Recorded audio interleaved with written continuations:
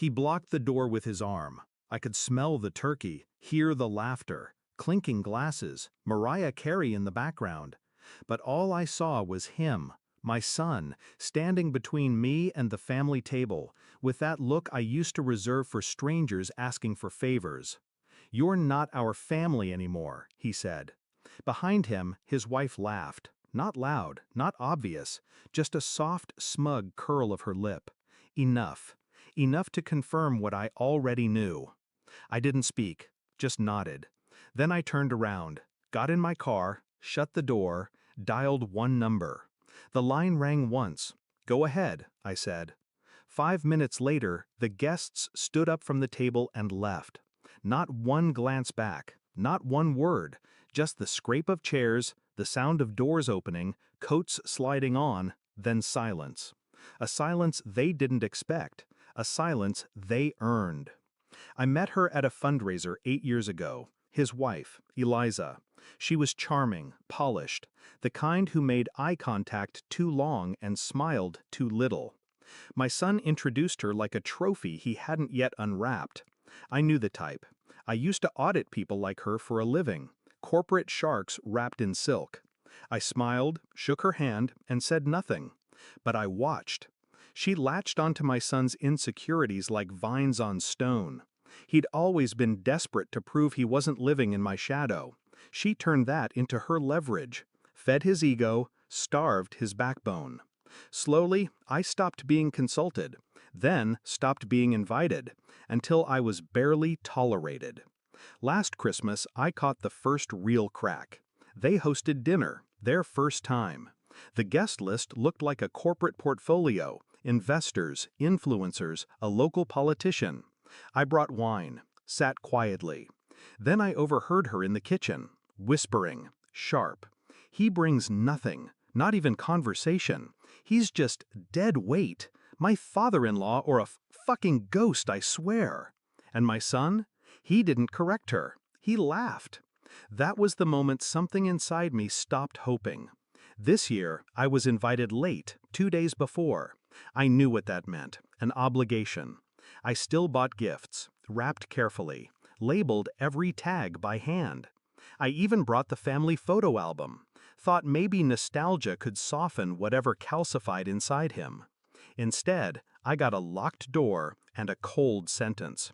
"You're not our family anymore."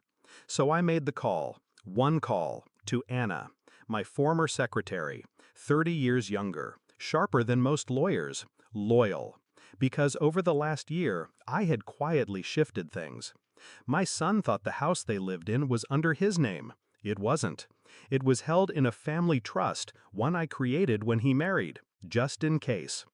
Eliza had hinted about prenups, and I trusted her less than I trusted bad weather. Their cars? Leased through a shell company I owned. Utilities? Paid from my accounts. Even the guest list for tonight? I'd built it. Every person at that table, every smiling guest, had a favor from me, a promotion, a donation, a connection. They were there because I had asked them to be. So when Anna sent the pre-written message from my number, they understood. "Leave now, quietly, no drama. We're done here." And they obeyed.